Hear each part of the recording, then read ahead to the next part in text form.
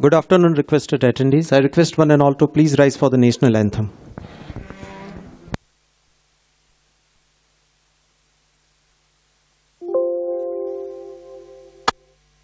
जन गण मन अधिनायक जय हे भारत भाग्य विधाता। पंजाब सिंध गुजरात मराठा द्राविड उत्कल बंगा। विंध्य हिमाचल यमुना गंगा उच्चल जलधि तरंगा। तव शुभ नामे जागे तव शुभ आशीष मांगे। गाहे तव जय गाथा जन गण मंगलदायक जय हे भारत भाग्य विधाता। जय हे जय हे जय हे जय जय जय जय हे।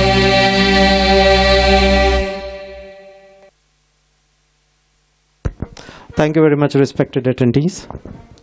A very good afternoon to all on this very pleasant day. We welcome you all in this interactive session with our Honorable Principal Chief Commissioner of Income Tax Gujarat, Shri Amit Jain Sir, IRS. Respected attendees, it's an honor for the city of Surat to have with us our respected Principal Chief Commissioner of Income Tax Gujarat as a chief guest of this interactive session on Vivad Se Vishwas scheme. Following the guidelines of COVID, respected attendees, we have restricted this gathering for only 100 people by invitees only, so please bear with us, sir. On behalf of Income Tax Department, we welcome Honorable Principal Chief Commissioner of Income Tax, Gujarat, Shri Amit Jain IRS, and host of this event, office bearer of the SGCCI and the citizens of Surat to this August gathering. I request the President of Southern Gujarat Chamber of Commerce and Industry, Shri Dinesh Navadiyaji, to please deliver his welcome address. Please, sir. નમસ્કાર. ગુજરાત રાજ્યના આવકવેરા વિભાગના principal chief commissioner Shri Amitbhai Jain, Surat chief commissioner of income tax Shri Shyamkumarji, principal CID Shri Ankurbhai Garg, chamber of કોમર્સના મારા સાથી મિત્રો ઉપપ્રમુખ શ્રી આશીષભાઈ ગુજરાતી, માનદ મંત્રી શ્રી નિખિલભાઈ મદ્રાસી, ચેમ્બરની ઇન્કમ ટેક્સ કમિટીના ચેરમેન વિરેશ રૂદલાલ, આમંત્રિત મહેમાનો, ચાર્ટર એકાઉન્ટન્ટ્સ મિત્રો, ઇન્કમ ટેક્સ પ્રેક્ટિશનર્સ મિત્રો, ઉદ્યોગ જગતના મારા સાથી મિત્રો, ચેમ્બર ઓફ કોમર્સના મારા સાથી સભ્યો, આમંત્રિત સજ્જનો અને સન્નારીઓ, તે સધન Gujarat chamber of commerce and industry વતી વિવાદ છે વિશ્વાસ સ્કીમના આજના કાર્યક્રમમાં આપ સૌનું ચેમ્બર વતી સ્વાગત કરતા મને અત્યંત આનંદ થાય છે. આપણે સૌ જાણીએ છીએ કે તારીખ 17 માર્ચ 2020ના રોજથી મંજૂર કરવામાં આવેલ વિવાદ છે વિશ્વાસ સ્કીમનો લાભ કોણ લઈ શકે છે, ક્યાં સુધી લઈ શકે છે, લાભ સેવા શું કરવું પડશે અને આ સ્કીમના ફાયદાઓ શું છે તે જણાવવા માટે આજે આપ સૌ પધાર્યા છો. પરંતુ અગત્યનું એ છે કે આ વાત કરવા માટે ગુજરાત રાજ્યના આવકવેરા ખાતાના principal chief commissioner Shri Amitbhai Jain ખાસ ઉપસ્થિત રહ્યા છે. તે બદલ ધ સધન Gujarat chamber of commerce industry વતી એમનો ખૂબ ખૂબ આભાર વ્યક્ત કરું છું. આપણા માટે સવિશેષ આનંદની વાત એ છે આજના કાર્યક્રમમાં તેઓનું સ્વાગત કરતાં મને અત્યંત આનંદ થાય છે. આ તકે કેટલીક માહિતીઓ આપના સૌની સમક્ષ શેર કરું છું. ગુજરાત ડાયરેક્ટ ટેક્સ કલેક્શનના સંદર્ભમાં સમગ્ર ભારતમાં 5મે ક્રમે છે. સમગ્ર ગુજરાત 2018-19નું ડાયરેક્ટ ટેક્સ કલેક્શન 39,221 કરોડ રૂપિયાનું છે. ફાઇનાન્શિયલ યર 2019-20ના આંકડા કોવિડ કારણે હજુ ઉપલબ્ધ નથી. સુરત આવકવેરા વિભાગે 2018-19માં 37,037 કરોડ ટેક્સ કલેક્શન પ્રાપ્ત કર્યા છે. ઇન્કમ ટેક્સ રિફંડ 2018-19ના આંકડા પ્રમાણે પ્રભાવક છે. કુલ રૂપિયા 1152 કરોડના રિફંડ પ્રાપ્ત થયા છે. સૂત્રો પાસેથી માહિતી મુજબ વિવાદ છે વિવાદ સ્કીમની અંતર્ગત 14 નવેમ્બર સુધી આ સ્કીમ હેઠળ 31,734 કરોડ રૂપિયાની વિવાદિત ટેક્સ માંગ સાથે સંબંધિત 45,855 ટેક્સ ડિક્લેરેશન કરવામાં આવ્યા છે. એટલે મને એમ કહી શકાય કે આ સ્કીમનો બહોળો પ્રતિસાદ મળી રહ્યો છે. આ તકે સુરતના chief commissioner of income tax Shyamkumarji અને principal chief commissioner of income Shri Ankurji Garg પણ અહીંયા ઉપસ્થિત થયા છે. તેઓને પ્રેરક હાજરી આપણા સૌના માટે લાંબા ગાળા માટે ફાયદારક બની રહેશે. આજે આ તમામ મહાનુભાવો જે વાતો કરશે તે આપણે શાંતિથી સાંભળશું, મનન કરીશું, ચિંતન કરીશું અને તે દિશામાં આપણે આગળ વધીશું. આજનો આ કાર્યક્રમનો હેતુ ઉગી નીકળશે. આ હોલમાં ઉપસ્થિત તમામ વધુ એક વખત હાર્દિક સ્વાગત કરતા મને અત્યંત આનંદ થાય છે. જય હિન્દ, જય Bharat. Thank you very much, President sir. Southern Gujarat Chamber of Commerce and Industry has a very wide range and a wide array of activities. To say a few words about the activities of Southern Gujarat Chamber of Commerce and Industry, I request the Honorary Secretary of Chamber of Commerce and Industry, Nikhil Madrasi ji, please. सब महानुभाव, आमंत्रित सज्जनों एवं सन्नारियों, sir chamber of commerce की थोड़ी information मुझे share करनी है आपके साथ. आप जिस ऑर्गेनाइजेशन में पधारे हैं, ये चैम्बर का ऑर्गेनाइजेशन के 9,500 मेंबर्स हैं. हमारे साथ करीबन 150 एसोसिएशन जुड़े हुए हैं. अगर डायरेक्ट और इनडायरेक्ट मेंबरशिप अगर आप गिनती करते हैं तो करीबन 1 लाख इंडस्ट्रियलिस्ट हमारी संस्था के साथ जुड़े हुए हैं. ये हमारा सौभाग्य है. हमारी फोकस 4 एक्टिविटीज़ हैं. एक एक्टिविटी सबसे ज़्यादा है वो एग्जीबिशंस. हम लोग हर साल करीबन 4 से 6 एग्जीबिशंस करते हैं. मुझे बड़ा गर्व महसूस होता है ये कहने में कि कोविड की परिस्थिति में भी भारत सरकार और गुजरात सरकार ने हमें एक सूरत इंटरनेशनल टेक्सटाइल एग्जीबिशन की परमिशन दी और वो आज से 2 दिन पहले ख़त्म हुई. उस एग्जीबिशन ये हॉल के बिल्कुल बगल में हमारा 1,16,000 स्क्वायर फीट का पिलरलेस एयर कंडीशन डोम में हुआ था. 3 दिन में 22,000 लोग ने ये एग्जीबिशन की विजिट की थी अंडर द कोविड गाइडलाइंस और करीबन 700 करोड़ का बिजनेस ये पर्टिकुलर एग्जीबिशन में हुआ है. उसका उद्घाटन करने के लिए केंद्रीय मंत्री स्मृति ईरानी जी सूरत आई थी. अगर मैं इस साल की बात करूं तो आने वाले दिनों में नेक्स्ट महीने में जेम ज्वेलरी का एग्जीबिशन स्पार्कल कर रहे हैं. इसके बाद हम मार्च महीने में यान एग्जीबिशन कर रहे हैं और हमारा विमेन एंटरप्रेन्योर्स एग्जीबिशन के बाद अप्रैल महीने में हम एनर्जी एग्जीबिशन करने जा रहे हैं. तो ये energy exhibition that is for renewable energy जितनी भी है रिसोर्सेज इनके संदर्भ में. तो ये चैम्बर का फोकस रहता है सबसे पहले एग्जीबिशन, ताकि जो उत्पादक है वो उत्पादक को सीधा मार्केट हम देते हैं. हमारी जो दूसरी एक्टिविटी है that is international opportunities we are giving to the members in the trade and industry. पूरे काउंसिल जनरल के साथ एम्बेसडर्स के साथ हम लोग जुड़े हुए हैं और करीबन 1 साल में 25 काउंसिल जनरल के साथ हमारी प्रत्यक्ष या परोक्ष मीटिंग होती रहती है और वहाँ की जो अपॉर्चुनिटी है वो यहाँ के हमारे व्यापारियों को हम बताते हैं और वो लोग उसका फ़ायदा भी उठाते हैं. हमारी तीसरी एक्टिविटी जो मेजर एक्टिविटी है वो है सरकार यानी केंद्र सरकार, राज्य सरकार, सेमी गवर्नमेंट ऑर्गेनाइजेशन लाइक सूरत म्यूनिसिपल कॉरपोरेशन, आपका डिपार्टमेंट जैसे अन्य डिपार्टमेंटों के साथ हम ब्रिज बनना हमेशा पसंद करते हैं और हमारे उद्योगकारों की जो की समस्या होती है वो समस्या का समाधान पाने की कोशिश हम चैम्बर ऑफ कॉमर्स के जरिए करते हैं. So we are recognised by all government bodies.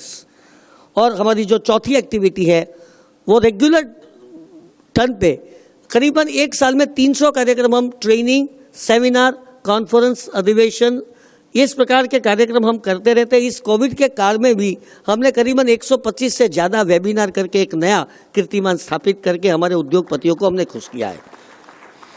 Sir infrastructure की बात करें चैम्बर ऑफ कॉमर्स की तो ये आप जो 7 स्टार हॉल देख रहे हैं, निर्मला सीतारामन जी ने करीबन 5 साल पहले इस हॉल का उद्घाटन किया था.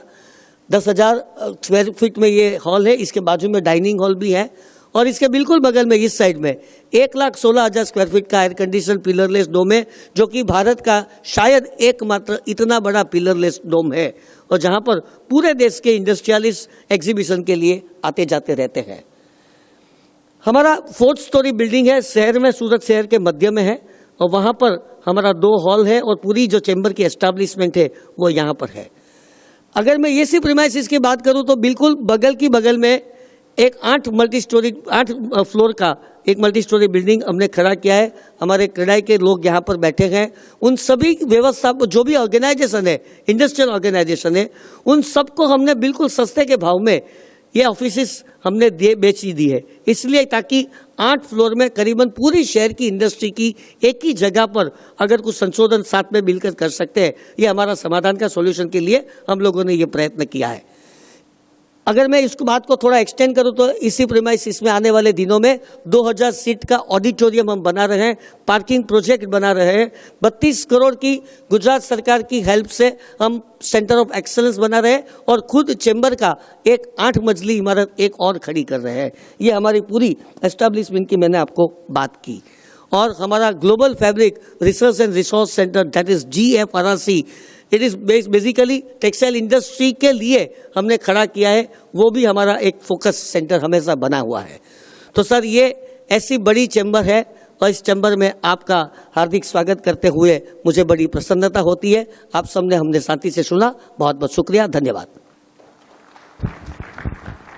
Thank you, Honorary Secretary, SGCCI. I request Shri Viresh Rudalal, Chairman Taxation Committee of SGCCI, to speak a few words about the city of Surat.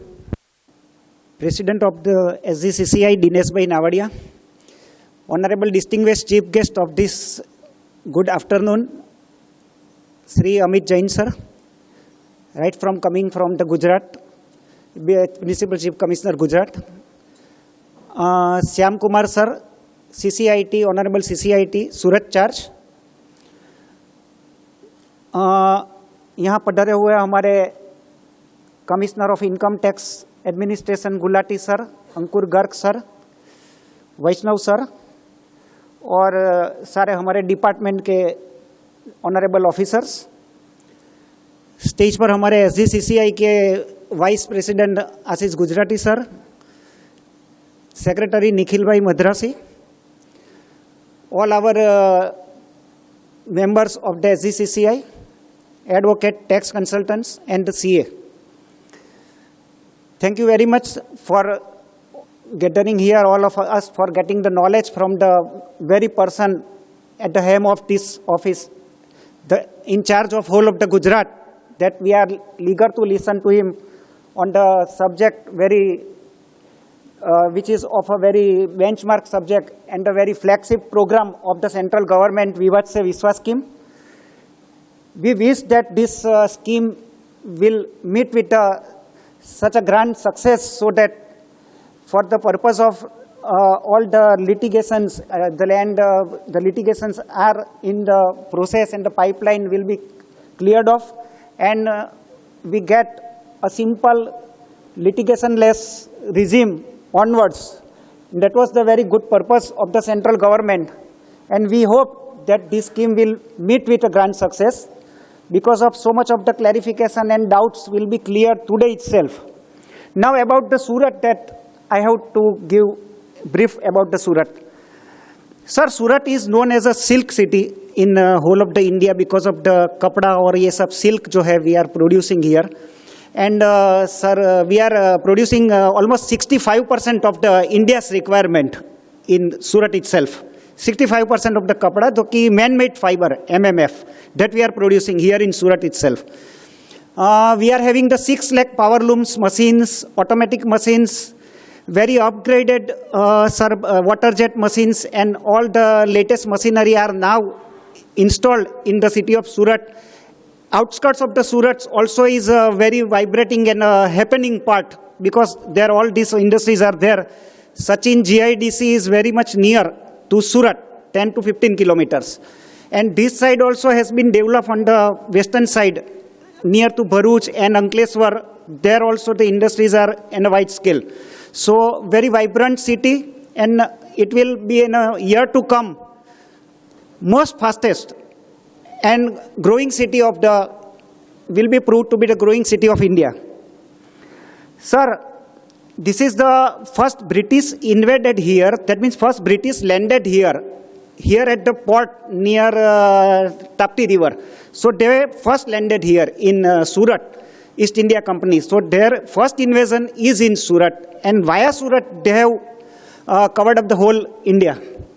Thereafter followed by Dutch and Portuguese here. So historically also Surat is a very monumental city in this way, and all these remnants are preserved here in the Surat.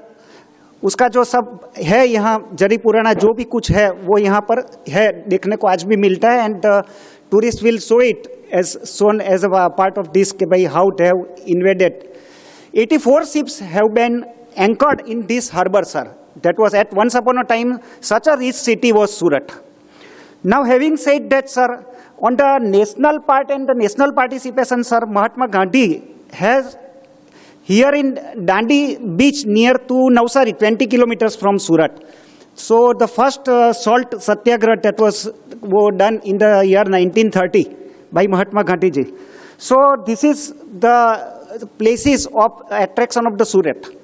And post-independence, sir, now the Surat has emerged as the fastest growing city of the world. Not of the India, but of the world, sir. So that is the level that has been, and we are proud. We people are, sir, known as a very soft people and very noble and very soft people. Not very much aggressive, sir. So, and Surat is as a style, we are known as a Surtis, sir. All different. So this is the speciality of Surat. And another aspect and another gem on our head is that of the diamond, sir. Next diamond. We are having polishing 90% of the world's cutting and polishing done is in Surat, diamond polishing, sir. 90% of the world. Here at the outskirts, sir, there are the finest cutting and polishing, extraordinary world-class units and factories that Dinesh Bhai is part of that diamond. The biggest Gujarat JGCPC, he is the chairman of that. So that cutting and factory machines are there. You can't imagine, sir, that if once you visit, you will see that this is Surat or this is India. So the department, some higher officers and they definitely visit this part of the industries. That's how by laser technique these diamonds are cut and polished. So this is the Antwerp of the South Asia, sir. Now having said that, sir, here SEZ units are also in full-fledged, and surprisingly, sir, that the jewelry production is now taking place. In future, I wish and hope that, sir, it will be the jewelry processing hub, jewelry production hub of the India in a very few months or few years. Now, we are here, sir, biggest industries at the Hazira port. So Reliance, L&T, SR, all these industries are there. So Adani port, Hazira port, it is very nearby and it is functional domestically here. And every day the cargo is going out and coming here, but still international cargo is not their facility, but domestic it is in full-fledged functional, the Adani port, Hazira port. And sir, we have now, once upon a time, we were very unhappy that we have got no airport in spite of the fact that we are giving the revenue to the center. But now, sir, there is 27 flights daily operative from Surat to everywhere. We have the international flight also, but it is because of the COVID time being, it has been stopped. Now, having said that, sir, we are ahead in the cleanliness also. We are the second and third in the India in the cleanliness also. Now, our grievance, sir, all the time was that Baroda budget and revenue collection is more, our is less, sir, because of the fact that all industries surrounding are not registered here, sir. Baroda has its own infrastructure, ONGC and all these things. They are paying TDS there. They are paying taxation there. In spite of the fact that they are using our infrastructure, sir, they are not registered here. So revenue-wise, we are back. And the center is taking note of these things. And we are now bereft of that development which we deserve, sir. Now having said about this city of Surat, I would like to now end up my discourse by pointing out 2 or 3 things, sir. That the scheme is very nice, sir. And we have made representation to the FM also, sir, the copy of which our president will hand over you to, sir. One thing is that, sir, that our representation is that the cases of demonetization, which are highly taxed at 77.25% tax, we feel and we expect the government to do something to cover up these cases also, include cases also in these cases of Vivad Se Vishwas. Because, sir, if they give us the IDS benefit, income declaration scheme like 45%, 30%, or our senior chartered accountant Rasesh Bhai has now suggested a very good thing, that 50% of 77.25% if taken up and the scheme is amended, most likely to be the demonetization case will be over, sir. And that is a good point, that otherwise litigation will go on and on, sir. So our request is that, sir, के अगर आप दिल्ली जाए और आपको मौका मिले, अगर FM से या CBDT मेंबर से, हमारी गुजारिश है नम्र आपसे, सर, कि ये पॉइंट पर आप कवर कर लो विवाद से विश्वास में demonetisation case. We have represented as a Chamber of Commerce also, sir. And second, our representation is there through Chamber, sir, that cut-off date of 31/1/2020 may be extended to 31/3/2020, sir, so that all the cases up to March are covered and most of the litigations will be over, sir. We heartily wish the very intent and bona fide intent of the central government, and we want to cooperate in this, because our headache also will be, so to the some extent, it will be less. And third, last thing, sir, that this Vivad Se Vishwas scheme may further be extended, sir, up to 31/3/2021, so that most of the people can take and we can persuade them to take the benefit. Because till now, we chartered accountants, sir, are busy in the tax audit and everything. After the tax audit, we have got some leisure time, breathing time, so we can take up this scheme and we persuade them to come to the net. Anyhow persuade, and we will bring them in the main network and solve the problem of this disputed demand. So with this few words, I have to say, we are very glad on behalf of the SGCCI that you have accepted our invitation, sir.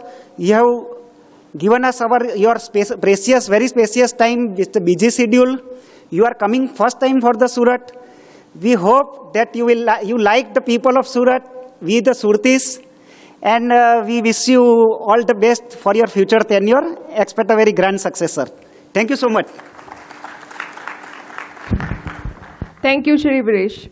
As a mark of Surti tradition, as well as a token of love and affection, we would like to welcome our guest with bouquet and memento.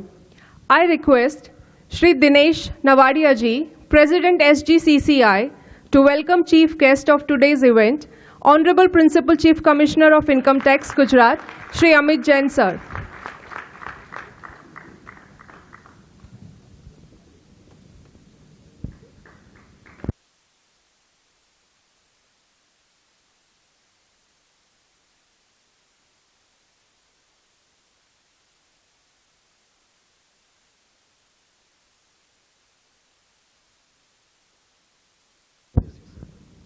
Now I request Vice President of Southern Gujarat Chamber of Commerce and Industry, Shri Ashish Gujarati, to welcome Chief Commissioner of Income Tax, Surat, Shri Shyam Kumar, sir.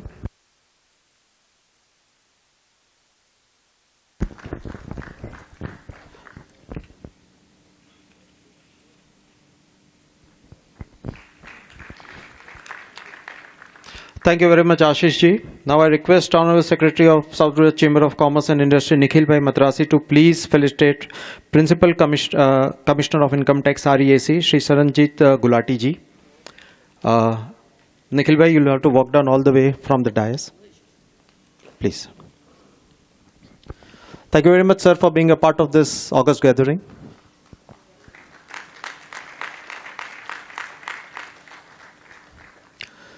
Now I request past President of SGCCI, CAPM Shah ji, to please felicitate Principal Commissioner of Income Tax Central Circle, Jayant Kumar, sir, with a bouquet. Thank you very much, respected sir, for being a part of this August gathering.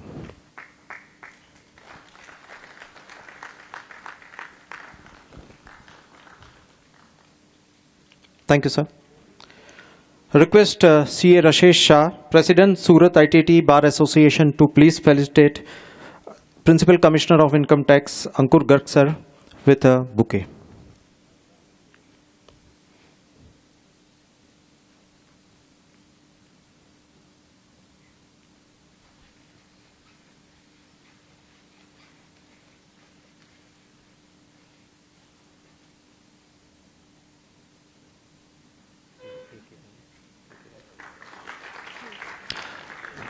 Thank you, respected sir, for being part of this August gathering. Now request Advocate Anil Kesha, President Southern Gujarat Tax Bar Association, to please welcome our CIT admin of Principal Commissioner of Income Tax Gujarat, Shri Samir Tekriwal ji. Anil Kesha ji, please. Tekriwal sir, thank you very much for being a part of this August gathering.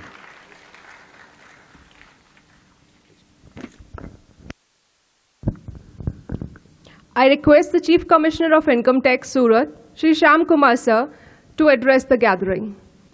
A very good afternoon to all the dignitaries present on the dais and in the hall. To begin with, I would like to extend warm and a special welcome to Honorable Sri Amit Jain sir, the Honorable Principal Chief Commissioner of Income Tax Gujarat. I would like to thank from bottom of my heart that the Honorable Sir had spared the time and accepted the invitation to have his maiden visit to this great city as Principal Chief Commissioner of Income Tax Gujarat.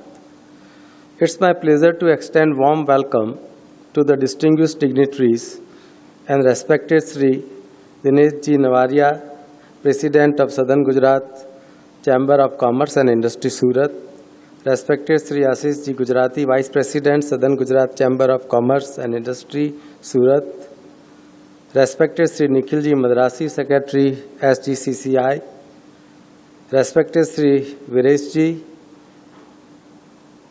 I will be missing some of the name, if maybe courtesy the mask, but I will not forget Sri Ravji Bhai Patel, President CREDAI. I hope he is present here. Sri Suresh Patel sir, President Chairman CREDAI, who is present here, I believe so. Sri Rasesh Ji, Chartered Accountant, welcome you sir.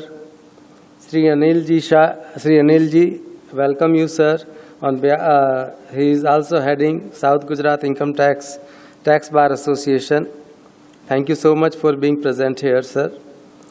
And all office bearer of committee of SGCCI and members of SGCCI, with a special mention of Direct Tax Committee office bearer who have taken pain upon themselves the trouble to help in organizing the program at a short notice. And I welcome all my colleagues from the Income Tax Department, including Sri Jagga Seth sir. Thank you. As you all are aware that this program is being organized to spread awareness about the Vivad Se Vishwas scheme VSVS and increase more and more participation therein. I am thankful to Honorable Sri Amit Jain sir for sparing the valuable time to join us, personally to have dialogue. Sir, thank you. Thank you so much. Thank you so much. I am thankful to Honorable Sri Amit Jain sir for sparing his valuable time to join us personally to have dialogue with reference to the scheme. Past few months have been dominated by outbreak of corona. In fact, this is the first time that the department is coming out for the event in Surat. And it is very satisfying that Chamber has taken all due care and precaution in this regard. The impact of corona pandemic had been largely disruptive in terms of economic activity as well as loss of human lives. Almost all sectors of economy have been affected due to the pandemic, the Government of India had made all-out effort to normalize the situation and to boost up economic activity and demand. The government has announced a special stimulus package to support quick recovery of the economy. As a result of various steps taken by the government and the support of organizations like the Southern Gujarat Chamber of Commerce and Industry Surat, situation is looking better on the economic front. There have been some encouraging statistics lately to indicate the sign of economic recovery though still there is a long way to go. I firmly believe the Southern Gujarat Chamber of Commerce and Industry as an organization and its members have tremendous impetus, influence and potential to push for economic growth and as ingredient to succeed and build upon the success. I believe it's not incorrect to say that Surat city and its taxpayer and resident are peace-loving and believe in having no dispute at all, and thus business, industry, professionals of Surat have greater opportunity, capacity, capabilities to grow the economy, and their support is vital to the income tax department and growth of this nation. We, as a government department, really and highly appreciate and do value your association with us. I would like to avail the opportunity from this dais to request and appeal the members of South Gujarat Chamber of Commerce and Industry to not let down the Surat region in tax collection as well as to have filing of Form 1 under VSVS to exceed at least 40% of the dispute. The government is to commence vaccination program for Corona from 16 Jan, and I hope that in couple of months onward, we would be able to live our normal life and do business to a great extent as that of pre-pandemic period. I once again thank all of you for being present here today. Thank you all, sir. Thank you very much.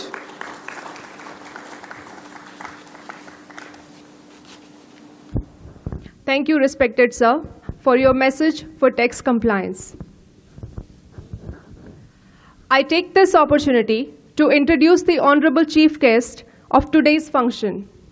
Respected Shri Amit Jain sir is Indian Revenue Services Officer of the 1985 batch. Sir hails from Uttar Pradesh. Presently, sir adorns the post of the Principal Chief Commissioner of Income Tax, Gujarat. In his stellar career, sir has worked in the various divisions of the department, such as Investigation Wing, Central Range, Infrastructure, Computer Operations, to name a few. Sir has served as the Director General, Investigation Gujarat. Even outside the department, sir has made valuable contribution as Officer on Special Duty to Union Minister of Water Resources and Parliamentary Affairs. Respected sir has diverse and varied work experience. Achievements and contributions of Shri Amit Jain sir in his professional capacity to the Income Tax Department are also unmatchable and immense. While working for over a period of last 5 years at the helm as Principal DIT Investigation and Director General Investigation, sir has spearheaded investigation using high-tech tools and digital forensics to expose organized nexus between banks, intermediaries, and beneficiaries holding high denomination demonetized currency notes. Sir envisioned and carved out first ever team consisting of tax officers, forensic experts, and technology data processing experts for acquisition and analysis of digital data in searches and investigation. Sir has also played pivotal role in setting up and operationalizing state-of-the-art CMS-IMS inaugurated by the Chairman CBDT. While posted in New Delhi, sir had identified systemic tax evasions. As Additional Director Infra at Delhi and later as DIT Infra, sir has played a crucial role and obtained sanction of 315 departmental offices and residential construction projects across the country. Sir ensured that the department got approval of 1,000 operational vehicles for the first time for the departmental officers. We are indebted to Sir since he got sanction of 8,900 laptops for the first time for all the officers of the department. As Principal DIT investigation, Sir suggested linking of PAN with Aadhaar to eradicate multiple PAN problems. His vision ultimately led to issuance of direction by the department. Under the leadership and guidance of Sir, unflinching investigations were carried out during demonetization period. In the legal application field, Sir has been instrumental in suggesting amendments to the Black Money Act 2015 as it was detected in a particular case that the assessees were taking benefit of grey areas of that act. Not only government works, Sir has outstanding research acumen and immense academic achievements. The academic qualifications include Master of Public Policy and Management from University of Southern California. Sir has also obtained the Junior Research Fellow in the field of geology while pursuing research in the University of Lucknow. In the field of advanced research and academics, respected Shri Amit Jain Sir has authored several research papers. Sir has a multifaceted and diverse personality and has touched upon the academic fields of trade economics, natural disaster mitigation, microfinance, energy issues of SME sector, sensitive fields like education finance, etc. Sir has even extended research into Gandhian studies and urban planning and has authored a plan for renovation of Gandhiji's neighborhood in Ahmedabad. Respected Shri Amit Jain Sir is multi-dimensional personality with immeasurable leadership capacity and immense foresight. We are fortunate to have esteemed Shri Amit Jain Sir with us today and lucky to have the opportunity to hear from Sir about his vision on Vivad Se Vishwas scheme. Now I invite the Honorable Chief Guest Shri Amit Jain Sir to address the gathering. Shri Divnesh Nevadia ji, President of Southern Gujarat Chamber of Commerce, Shri Nikhil Madrasi ji, Honorary Secretary SGCCI, Shri Viresh Rudalal, Chairman Income Tax Committee, several other esteemed chartered accountants being part of the SGCCI,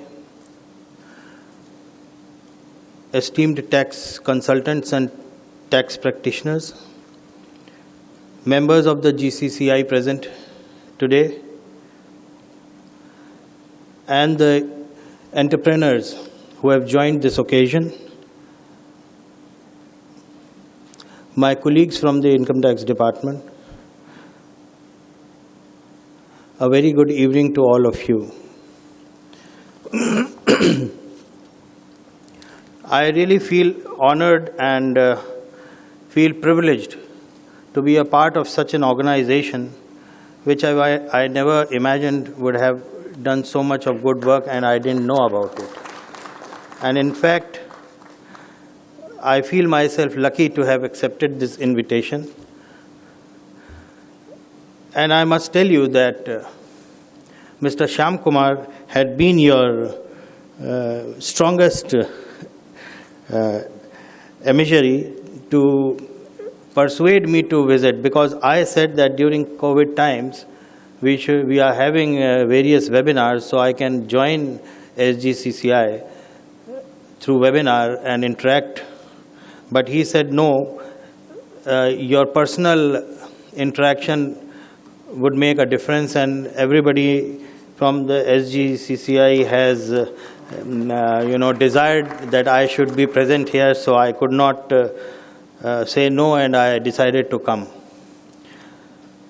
Holding 3 charges definitely is a difficult task, and it gives me very little time for myself also. But after coming here and after listening to what Mr. Madrasi and Mr. Rudalal has told about the organization and about the city is an eye-opener. I have come for a specific purpose here to interact with you on the Vivad Se Vishwas scheme, which is currently open till 31st of January 2021. It's an extended date. And coming straight to the point, I may mention that in the past, the government has taken several measures to reduce the tax litigation both under indirect taxes and direct taxes. Sabka Vishwas scheme was for reducing litigation in indirect taxes, which resulted in solving around 1,89,000 cases.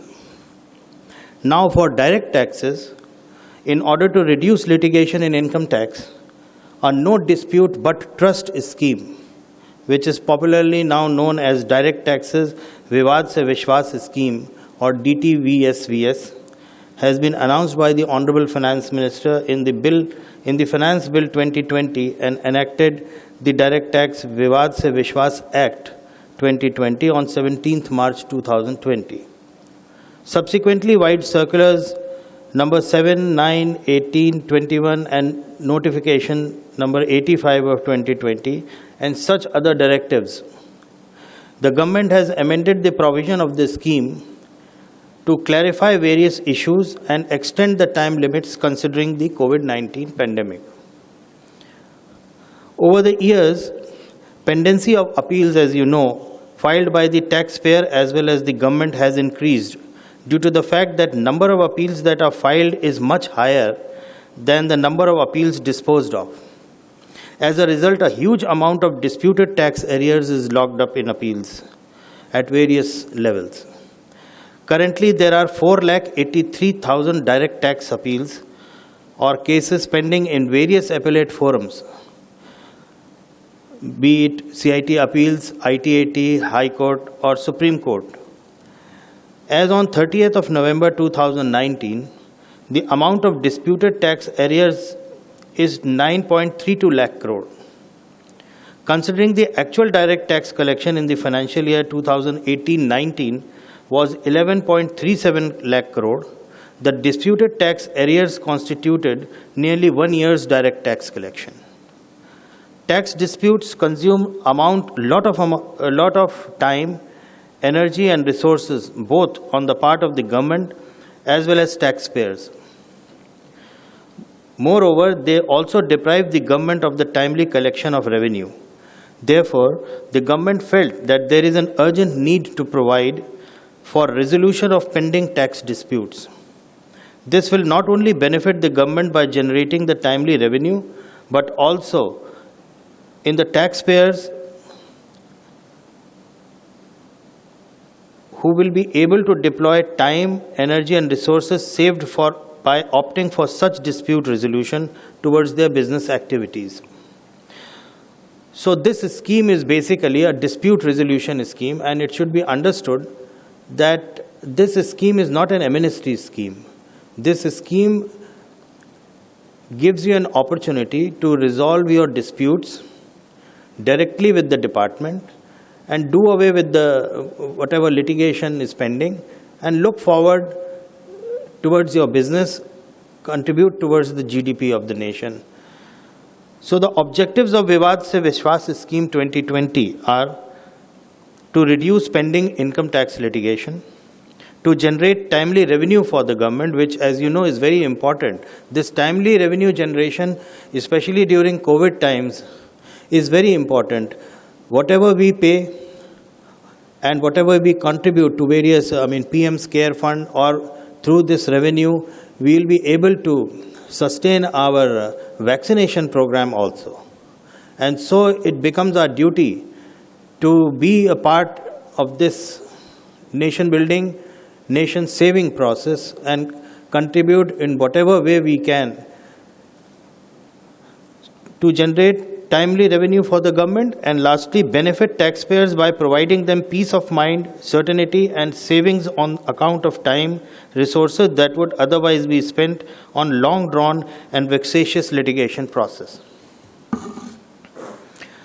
There are various salient features of Vivad Se Vishwas scheme, which I will not go into detail, as we'll be presenting before you a PowerPoint presentation which will lead you through the various provisions, various benefits of this scheme after I finish my speech. But the basic thing which needs to be understood is that this scheme is available only up to 31st of January 2020. Although I have noted down your request that the cutoff date should be 31st of March 2021, but I did discuss this matter with the chairman, and as of now, even during the video conference with the finance secretary also, we raised this issue. But as of now, I think it will not, there's nothing in their mind to extend this scheme. So the time is less and we have to act very fast. Then,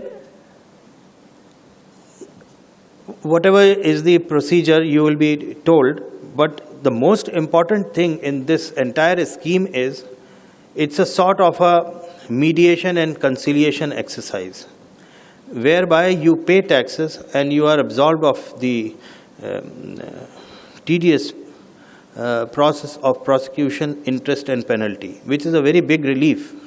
So I would request all the tax practitioners, chartered accountants, entrepreneurs and the members of the Southern Gujarat Chamber of Commerce to please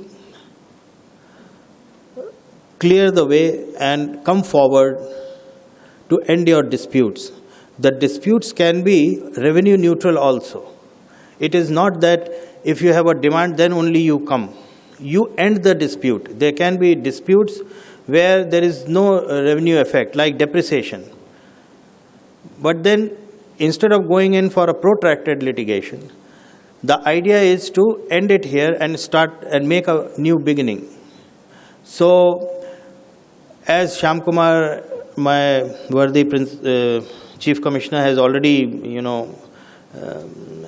requested you to come forward, I would add to his request and ask you to please consider this and make your, come in large numbers and settle your disputes under VSVS. The most important thing is that you have to file form number 1 and 2 by 31st of January. Form number 3 can be issued later. Whatever rectifications are pending will be taken care.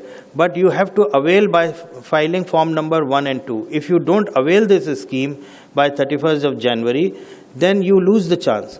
And also, even if, suppose, government extends the date, hypothetically I am telling you, then you have to make up your mind whether you want to end the dispute or you want to fight. So it is not a very difficult job. Why wait for the last and expect that the government should extend the date? If you are clear in your mind, you take business decisions, right? It is also a business decision because it is freeing you from unnecessary time-consuming litigation, where you are always worried. You have to discuss these issues with your chartered accountants, your tax practitioners.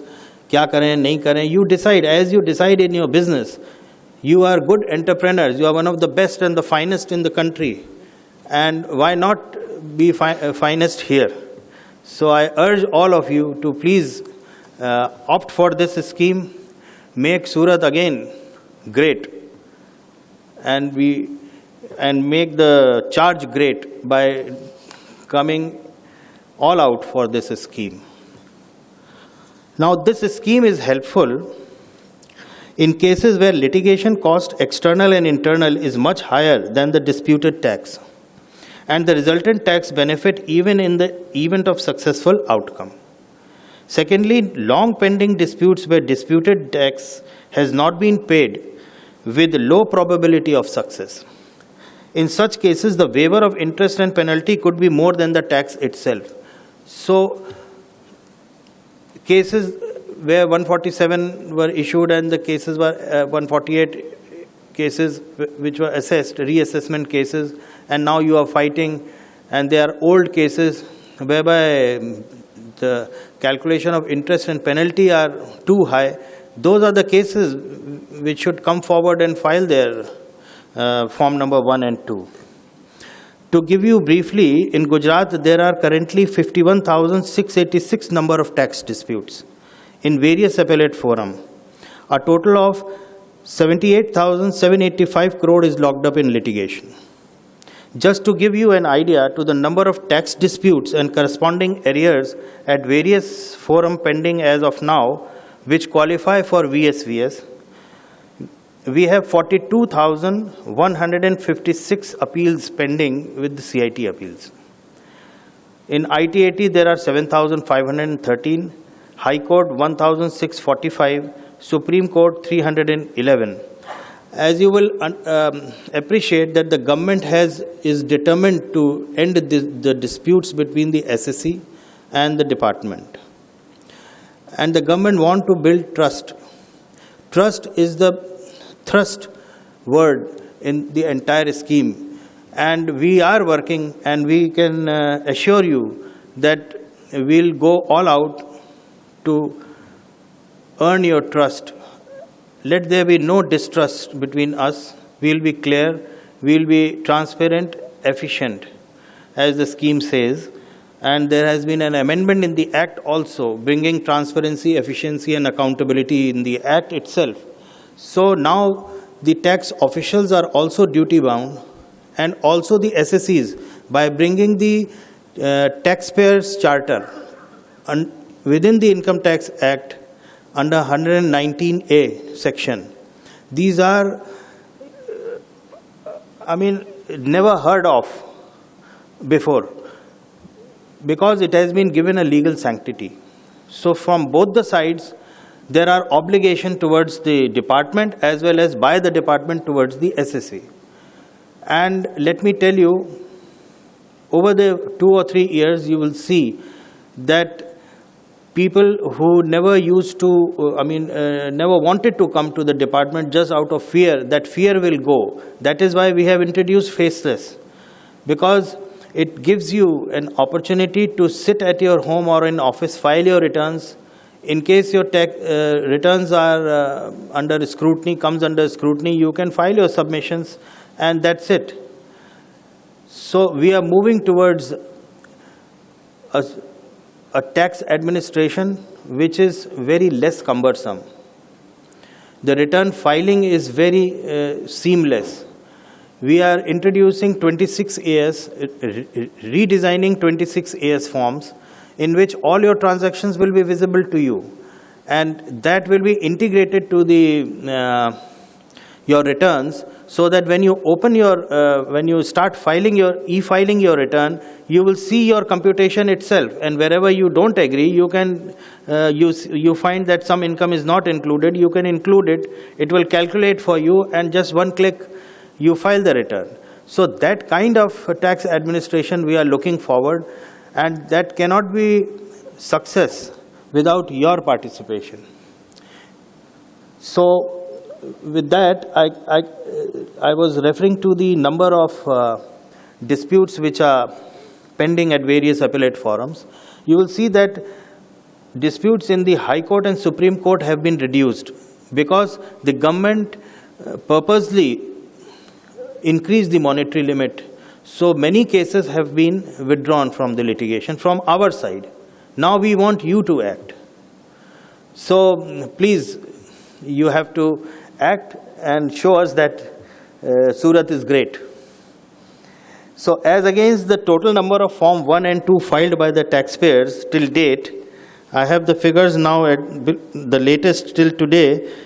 Out of 51,686 tax disputes, forms filed are 9,549. So the performance is around 21%. In Surat, the total tax disputes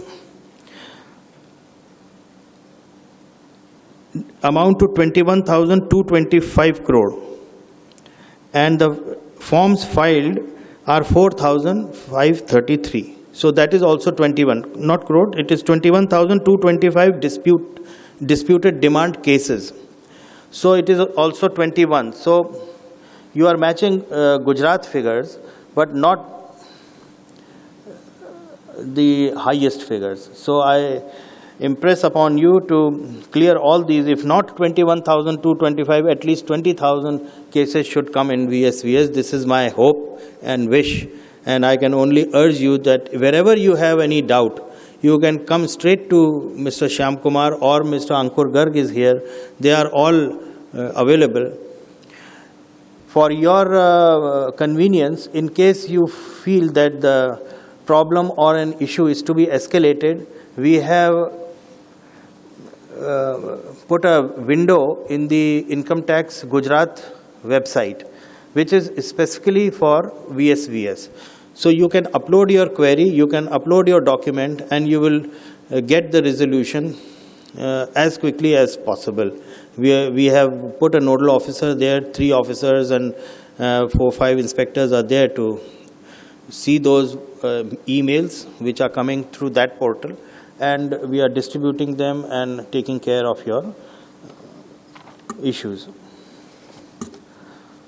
So now, this is VSVS, and few things which Mr. Madrasi has pointed out was that I've answered your query of extending the date, but you said that 115 BBE, that instead of 78% tax, it should be 50% of that 78%. So I discussed this matter also because I was aware that you will come up with this 115 BBE because that's cash deposit demonetization cases. So I discussed, but I don't think that government will come out on that request, but I will again put that request in writing when I will be sending your this thing. You know why? Because it is not an amnesty scheme. Please try to understand that it is a dispute resolution scheme. But for 115 BBE cases, I think paying 78% is also worthwhile, because the litigation will be long drawn. And you cannot expect that you may get relief or not. 1 or 2 cases you may get relief, but in general, everybody knows what were the circumstances, how this was done, and that is why this dispute resolution scheme has come. So please think over it and avail this scheme. It's a very, very good opportunity. As regards the VSVS details, it will be shown to you in the presentation. And with this, I think I must also thank the Gujarat Chamber, Southern Gujarat Chamber of Commerce in inviting me here and opening my eyes as to the great work which they have done. It is mind-boggling to see such a huge infrastructure being created. And I have always been telling my colleagues and friends that one day Surat will overtake Bombay. You know why? No, there is a reason. This diamond bourse is coming. The Panchratna will be shifted here. What else you want? The bullet train will be passing. People will like to live in Surat and Ahmedabad rather than in Mumbai. The cost is low. So you have a very bright future. And with SGCCI here, they have been doing an excellent work. I must tell you that in China, how they increase their trade is by exhibitions. And you will be surprised, you must have seen clippings on the WhatsApp coming that they had organized a huge exhibition on masks during the COVID in May, June. So that is the kind of thing which they do. And I'm really happy that you have been doing this. And don't forget from next time to invite us also in the exhibitions. So I think my good wishes to you and your organization. You have been doing very good work, and I didn't know that. Otherwise, I was just thinking that I should have come earlier. Although Surat is not new to me, I have been holding for few months the charge of Director Investigation here in 2017. But that too, I came only twice or thrice, and then I didn't go anywhere. But yes, when I was coming to this hall, I was talking to my CIT administration that there is something in Surat, the vibration is different.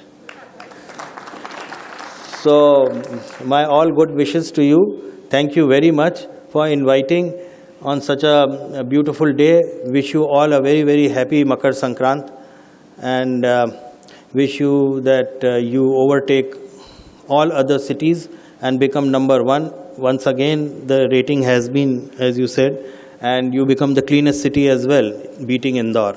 Thank you very much.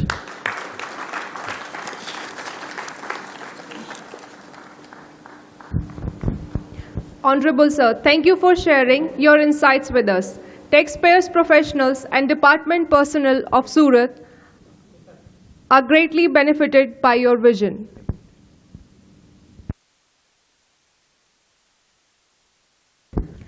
The strategy chalked out by you will certainly make Vivad Se Vishwas scheme a grand success in Gujarat region. Now I request Principal Commissioner of Income Tax, Surat, Shri Ankur Garg sir, to deliver a PowerPoint presentation on Vivad Se Vishwas scheme. Good afternoon. I am Ankur Garg, the designated officer for the scheme in Surat. Distinguished guests on the dais, distinguished invitees in the press, I take this opportunity to present some nitty-gritties about the scheme, although many of you would be aware, but it is always better to just go through it once again. Now, as you are aware, the scheme was launched with much fanfare in the last budget, and it became an act on 17th of March. Initially, the scheme was up to 31st March, which was subsequently, due to the pandemic and lockdown, extended to 30th June, then to 31st December, and now it is ending on 31st January 2021.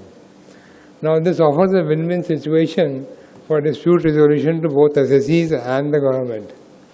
It is a package that benefits taxpayers as well as the government. Taxpayers will be better off due to savings on account of their time, resources, and the tension that prevails with such litigations. The government, on the other hand, will get timely revenues. It will also save time on litigation and the budgeting of the taxes. Now, the purpose, as I have just illustrated, is to reduce income tax litigation pending before various separate authorities, that is CIT appeals, High Court, Supreme Court, ITAT, dispute resolution panels, and the arbitrations. Approximately 4.9 lakh cases involving dispute of 9.32 crores are pending at various appellant levels, and it has been seen that the disputes are ever increasing. That means the cases disposed are much less than the cases being launched before the various forums. The last thing, purpose is to save the time, energy and resources of taxpayer as well as Government of India. Now the key dates, I have already mentioned that the last date of declaration under the scheme is 31st January 21, when the payment can be made without any additional interest or delay up to 31st March. So if you make your mind today, you can fill up Form 1 and 2 and pay by 31st March. There is no immediate need to pay for the scheme right now. In fact, you can pay even after 31st March with a slightly enhanced rate of tax to be paid on that. Now this is applicability is the same before all cases which are before CIT appeal, ITAT, High Court, Supreme Court, dispute resolution panel before the CIT for 264, and also the arbitration. The cutoff date, that is the relevant date, that on 1st January 2020, you must have been under dispute. If you are not on dispute on that day, then it will not be applicable, except for an exception that where the due date for filing of your appeal or dispute was still pending on 31st March, then you get an extra time for filing the dispute. Now, issue of appeal could be disputed tax, fees, TDS, TCS, penalty and interest. Now, these are the eligibility conditions. Appeals writs should have been filed on or before 31st January 2020. Orders for which time for filing appeal has not expired on 31st March are also covered. Cases pending before dispute resolution panel on 31st January. Cases where DRP issued directions on or before 31st January but no order has been passed. Cases where assessee filed revision petitions on or before 31/1/2020 and which are pending. Such cases if the disputed amount is less than 5 crores in a year. Supposing you have such cases for 7 years, in 3 years the amount is more than 8 crores, then they are not eligible. However, the remaining cases of all the remaining persons where the disputed tax is below 5 crores, they can avail this scheme. The appeals or writs filed either by the taxpayer or the department are covered. Disputes where payment has already been made are also eligible. In fact, it is much beneficial for them because they will be entitled to refund in these cases, as their all interests will be waived. And then cases in arbitration in India or abroad are also covered. Now, this is the relevant part as far as you all are concerned, the amount of payment to be made. Now, where a taxpayer has filed an appeal, and if he agrees to pay by 31st March, then the tax payable in respect of an ordinary disputed appeal will be 100% of the disputed tax. The penalty and interest will be waived. In such cases, he has to pay 125% of the disputed tax. Full penalty and interest has to be waived. And you must also note that once the penalty goes, the prosecution also goes. So all interest, penalty and prosecution goes away. In respect of disputed penalty, he has to pay 25% of disputed amount only and 75% of the disputed amount plus the 222 interest on the penalty also goes away. However, if you opt to pay after 1st of April, then the rates will increase. In respect of ordinary appeals, the rate will increase from 100 to 110%. In respect of disputed tax, it will go up from 125 to 135%. And in respect of penalty, instead of 25%, it goes to 30%. Plus, there is an additional feature in the scheme, which I have not mentioned over here, that where the assessee is an appellant or is a declarant, then if the dispute is about an issue in which he has won in any earlier year, and the decision has not been reversed by any higher authority, then the rate of tax payable will be only 50%. This is only in respect of fresh issues which have not been decided, where the repeated issues are coming and you have one in a higher forum which has not been reversed, then the rate payable is 50%.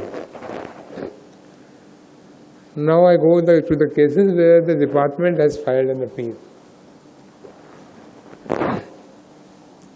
You may be thinking that if the department has filed an appeal, then why should we be filing a petition or why should we be paying the taxes? But the fact is that the cost of litigation, supposing the department has gone into SLP, you will have to fight it out in going to Delhi and then fighting it out, hiring it, and plus you have always a chance that the decision may go in the favor of the department. Then you will be burdened with all the penalties, all the interest, all the such litigations. Therefore, it is always prudent to clear the disputes and be peaceful in your mind to look forward. In respect of disputed cases, you have to pay only 50% of the taxes. 50% of disputed tax, full penalty, prosecution, interest will be gone. In such cases, you have to pay 62.5%. Remaining 37.5% of tax, penalty, interest will be gone. And disputed penalty, you have to pay just 12.5%. 87.5% will be waived. If you opt to pay for after 1/4/21, the rates have increased 50 to 55%, 62.5 to 67.5%, and 12.5% to 15%. Now, these are the cases which are not covered under the scheme. Such cases where the disputed tax is more than 5 crores, prosecution cases where the Income Tax Act or IPC have been filed by the department, cases relating to undisclosed foreign income and assets of cases completed on the basis of information from foreign countries.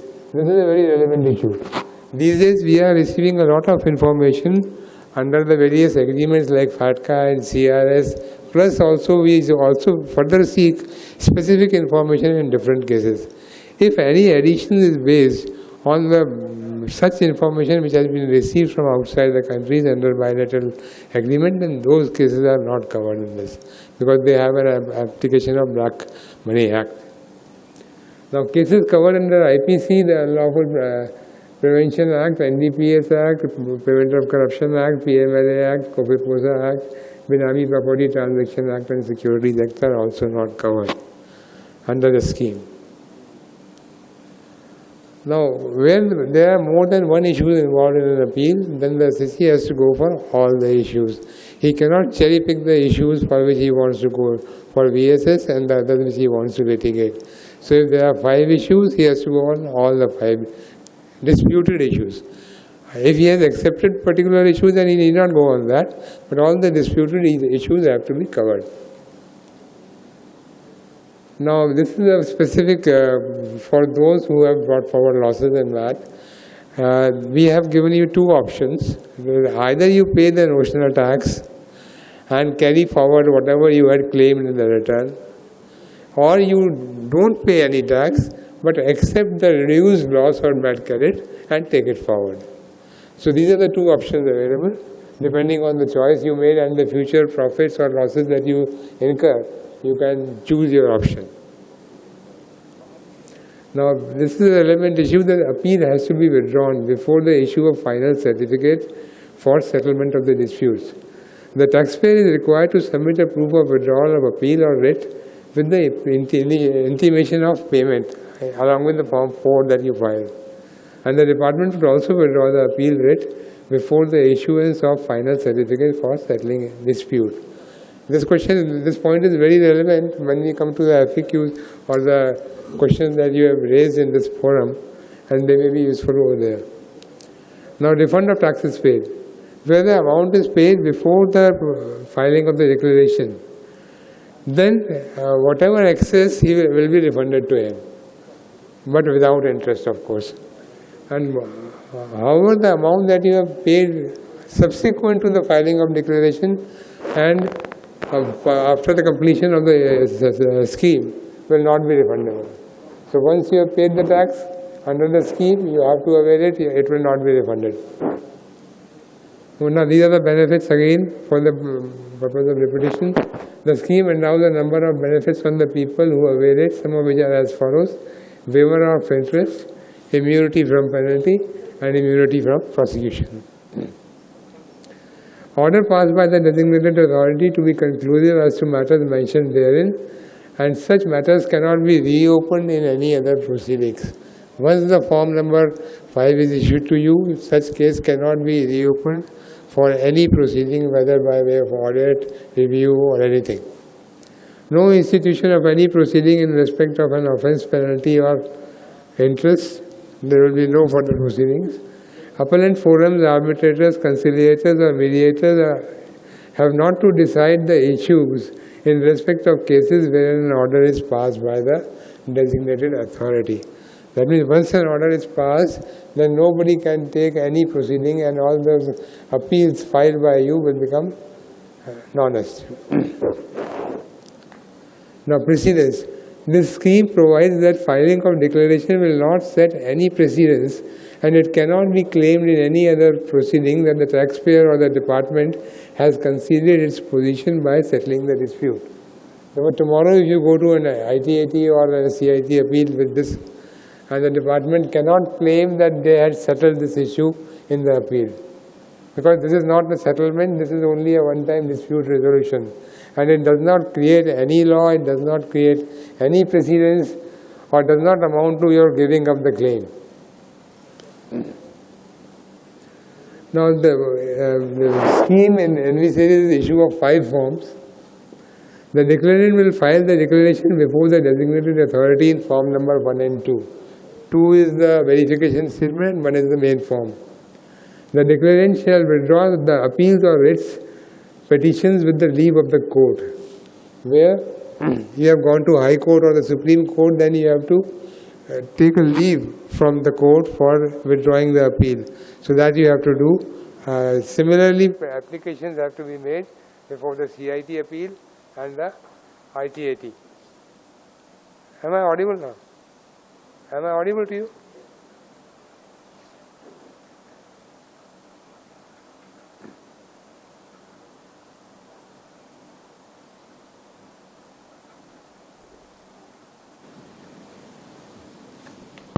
Yeah. Now the declarant shall withdraw any proceeding or arbitration or conciliation and furnish its proof along with the declaration. Once you are given Form 3 and you are applying for Form 4, then along with that Form 4, besides the challan of payment, you have to attach the application that you have made for withdrawal of the appeal. Or if the order has been passed, then the copy of the order whereby your appeal was withdrawn. The declarant shall furnish an undertaking waiving his right to seek or pursue any remedy or claim in relation to the tax area covered under the scheme. These are covered within the forms that you file to us. Once declaration is filed by assessee under VS 20, it can be revised any number of times before the DA issues a certificate of final tax amount payable under the scheme in Form 3. This is a very, very relevant issue because you can revise the appeal as long as the case is pending with the department for issue of Form 3.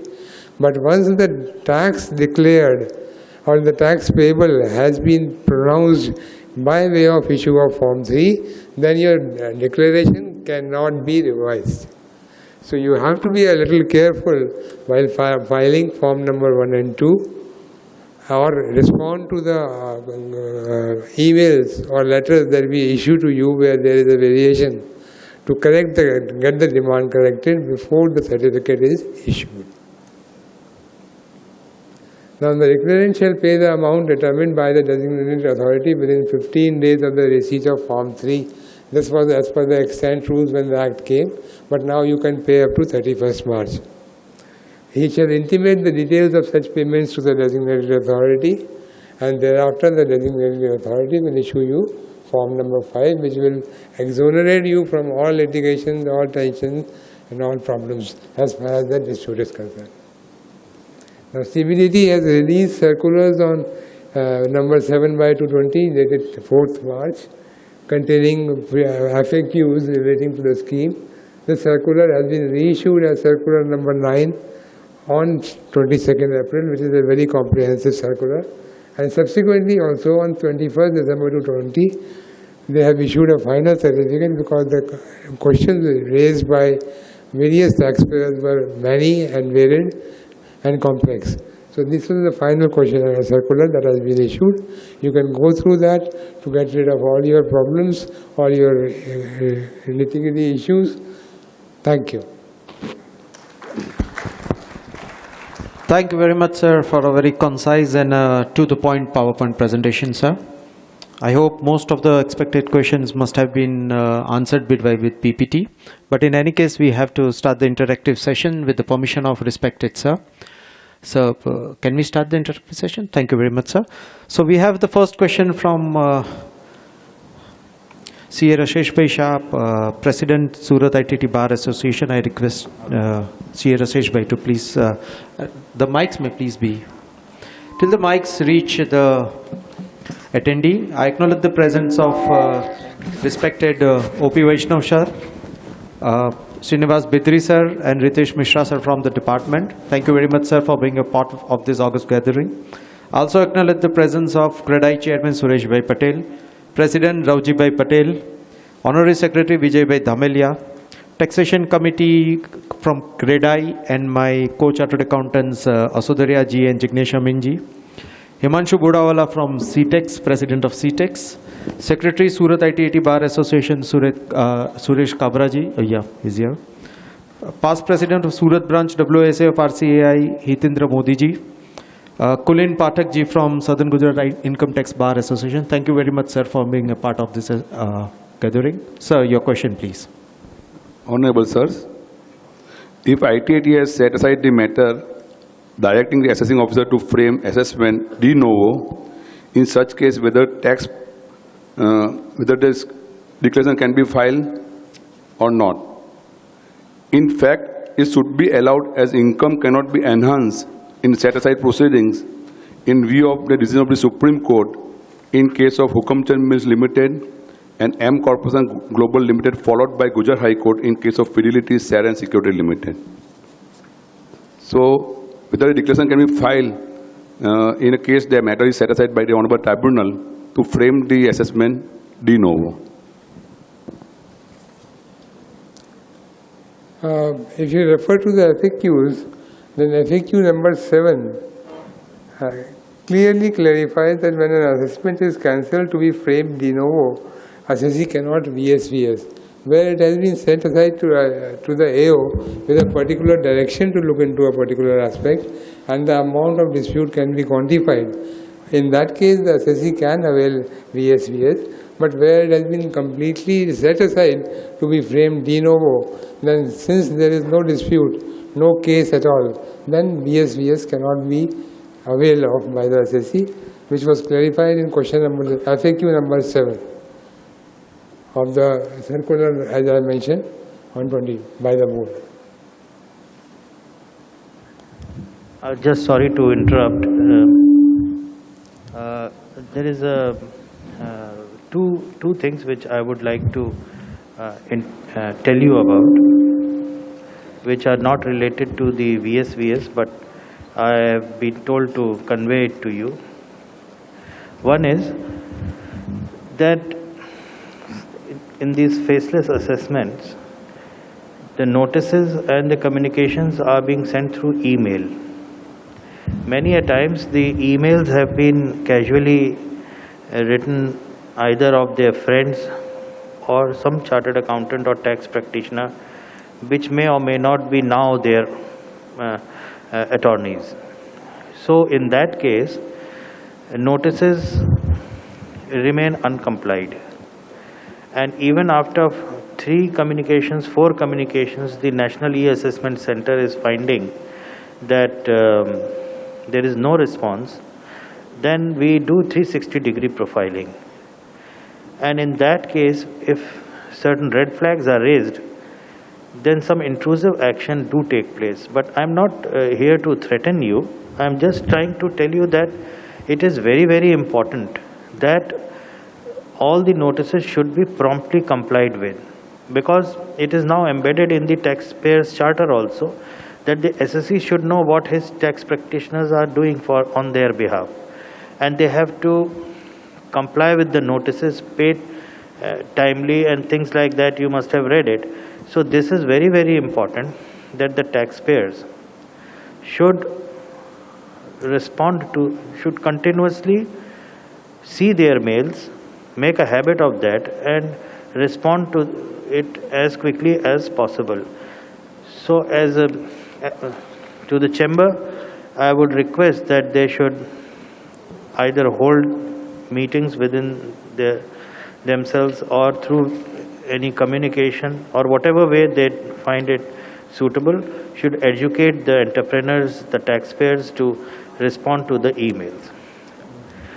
Now the second thing which I want to convey is that during the e-assessment proceedings, the assessees or the taxpayers are filing their replies in vernacular language. So suppose since the assessing officer in the e-assessment unit in Surat will not be assessing cases of Surat or Gujarat, they will be assessing cases either of Guwahati or Chennai or Karnataka, So sending replies in vernacular languages would involve translation. And similarly, like you will file it in Gujarati, so they would also need translation before they can understand and put forth queries. That will waste a lot of time and which will defeat the purpose. Our purpose is that we raise pinpointed questions after studying everything, and with respect to those questions you reply to the point answers, and that's it, the matter finishes there, your assessment order comes to you. That will defeat that. We are in the process of shortening the process of even the scrutiny assessments. So my request is that please try to file as far as possible in English, and wherever the documents are in vernacular language, if possible you can attach the English version also. Otherwise we have our technical units that will take care of it. But then the process will be delayed. It was seen that in almost 27% of the cases, the SSCs are filing their replies in vernacular language. Even the replies, not the documents, but the replies. So that is creating hurdles in the smooth functioning of the faceless assessment scheme. Thank you. You can continue. Thank you very much, sir, for a great insight for the seamless and running of the faceless scheme, sir. Now I request Secretary Surat ITT Bar Association S.K. Kabra ji to please ask his query. Kabra ji, are you ready with your query?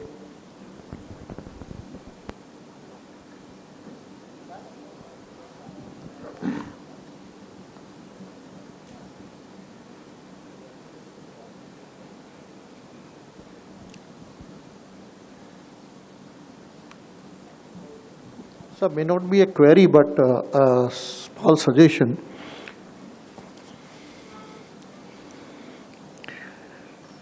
In case of appeals for which time has not expired up to 31st January, and the limit is beyond 31st January, those cases have been considered to be deemed appeals. Now, in these cases, it is not clarified anywhere whether within due time, which is beyond 31st January, the assessee is required to file the appeal and then run the process of withdrawing that appeal or not. So a clarification should be given that in this case, when it is a deemed appeal, the process of filing the appeal and then withdrawing it does not take place. So if this clarification is done, it will be highly appreciable, sir. See, you have to understand the basic philosophy of this scheme is, it's a dispute resolution scheme. If there is a dispute, there is a resolution. If there is no dispute, you can sit down please. If there is no dispute, there is no resolution. So how to create a dispute? If there is no dispute, there is no resolution. So even if it is a deemed appeal, I will definitely raise this issue to have a clarification on this point. But what I feel is that you need to file a appeal as well as condonation of delay together to make it a disputable. Otherwise, there is no dispute with the department. So I think it would be proper to file the appeal along with condonation of delay.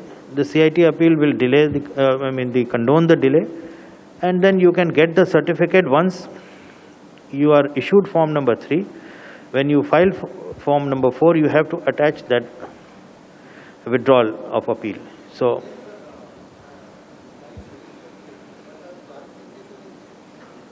no, I have noted your point. Yeah. And one thing, sir, in case of delay condonation, what you have said, how that delay condition to be now, because faceless appeal is there, how to get that delay condonation? See, once you file it online, then there is a mechanism within the system. Now the notices are coming. Against that notice, we have to file a condonation application? Yes.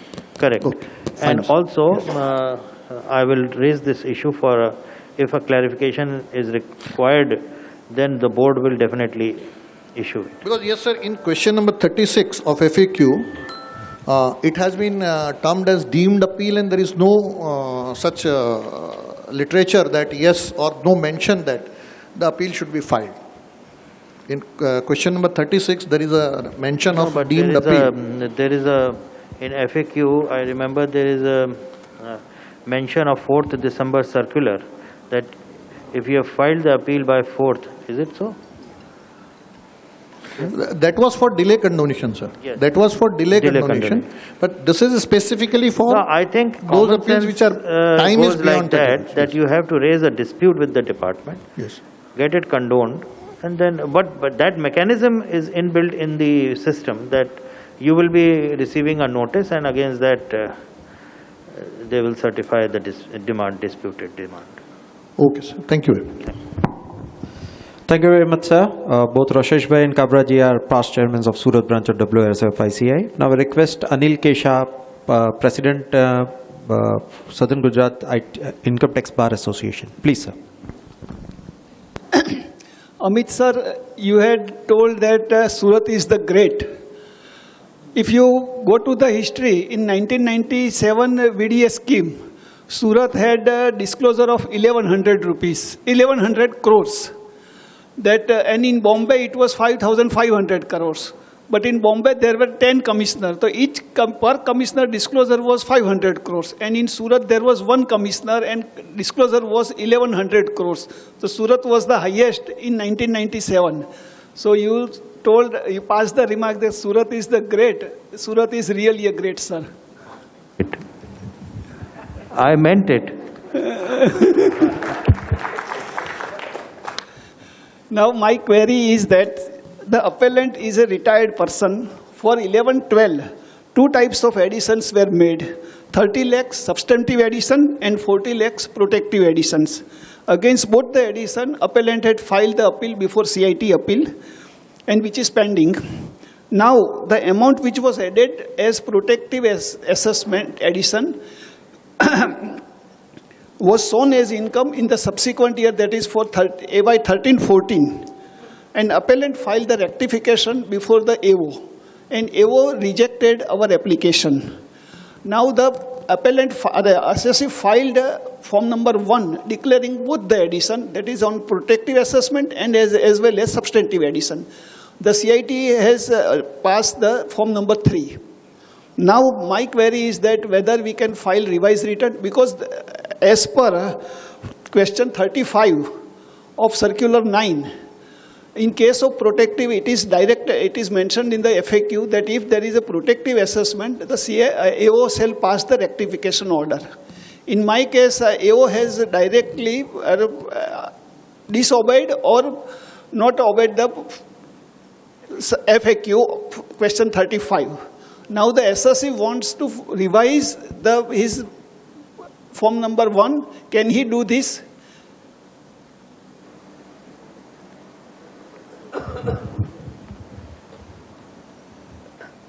Ankur? Actually, the petition in this regard was received by my office about 2 days back. Right, sir. And we are looking into it. But however, the problem in this case is that as per the FAQ 89, once the form number 3 is issued, the declarant is not entitled to revise the form. So, and the other problem is that he has filed it for 11-12 and not 13-14. So 11-12 had a protective addition, and he has filed VSVS for that, and he has accepted that.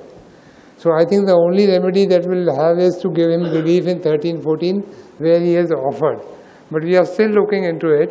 Let's see what we can do, and we'll revert back to you within a day or two. Okay. Yeah, Okay. Thank you, sir. Ankur. Oh, Anilji. Ji. You have referred question number 35, substantive and protective. Right. Please sit down. Please, please, please. This is a question I believe many might be having with reference to that. Now, I am reading the question and the answer. It's a very small question and very small answer. So please excuse me to hear it out. If there is a substantive addition as well as protective addition, in the case of same assessee for different assessment year, how will that be covered? Similarly, if there is substantive addition in case of one assessee and protective addition on same issue in the case of another assessee, how will that be covered under VSVS? Now the answer to that is very simple. If the substantive addition is eligible to be covered under VSVS, then settlement of dispute related to the substantive addition, AO shall pass rectification order deleting the protective addition to the same issue in the case of assessee or in the case of another issue, another assessee on finalization of the proceeding. So long the proceeding of in respect of the protective has that substantive has not been finalized, AO cannot make rectification.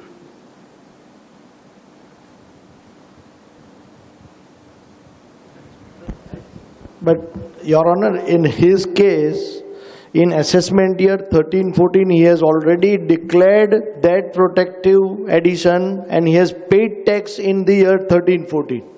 So, what he wants to say is that in 11-12 assessment year, he wants the rectification done. Because I have already paid on that protective on 13-14th year, assessment year. And it amounts to double taxation. And so it amounts to double taxation. His query is the same protective addition which was made in 11-12 has already been considered in 13-14.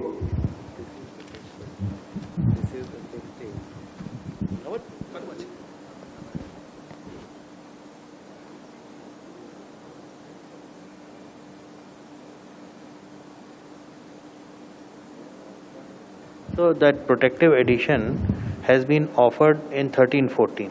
You mean to say, and you have paid taxes on that also, as well as on 11-12 also, where both the additions were made. Right. So in either of the year, a rectification order will have to be passed. That's it. Whether it turns out to be a refund, that's another issue. Yes, sir. So that will be examined by the principal CIT. And that's what I told you, that we'll have to look into the rectification of 13-14 and refund you the taxes on account of whatever in taxes you have paid. I think that will be the right approach. However, in black and white, I will come back to you within 2 or 3 days. Okay, thank you, madam. And in case you need to revise form number 1 and 2, that can also be done now, because there is a time you can withdraw that form, file it again. Okay. Sir, That's in that also a case, remedy. form number 3 has already been issued. Achha, form 3 has been issued. Already issued. So there is a process of form 3 also, but it's a very tedious process. Right. So that will have to be examined. Sir, you can add that. There is a procedure to do that, but this is a very tedious and long drawn process. That can be taken recourse to even after the scheme is over. Such kind of thing had been taken care of during IDS and PMGKY. Whenever there were different channel, the challan were used, different kind of assessment year were mentioned, different kind of income were filled up incorrectly. So that is going to take time. That's a long drawn process. You see, I don't know the facts of the case, but how can a protective addition be declared in 13-14? Sir, 11-12, both additions have been made and you have filed form number 1. So if there is a substantive and protective addition, there has to be in one single assessment year, no? Either in the case of the SSC or in the different SSC. In the case of SSC himself, for 11-12, AO at the time of assessment, AO was not sure in which year it is to be taxed. So on protective basis, he added in the 11-12, but in fact it was taxable in the year 13-14, and SSC has filed a return declaring that income in AY 13-14. You have filed the appeal against that, right? Again, both the addition. What stand you took in the appeal? that it should have been added in 13-14. 13-14, yeah. So let the commissioner examine. Either of the case will be rectified. Okay. Thank you. And thank you, CA Tinesh Modi, to clarify the things to the Honorable Sir. Thank you very much, sir. Now, I request we have some people from the developers and the builders, sir, because they are the highest taxpayers in Surat, sir. So we have representatives from CREDAI. Request CA Jignesh Amin to please say his query, please.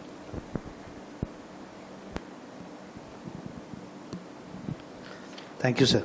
On behalf of CREDAI, I want to ask whether V2V is applicable to the cases pending before the Settlement Commission. No. And whether V2V is applicable to the pending appeals of wealth tax.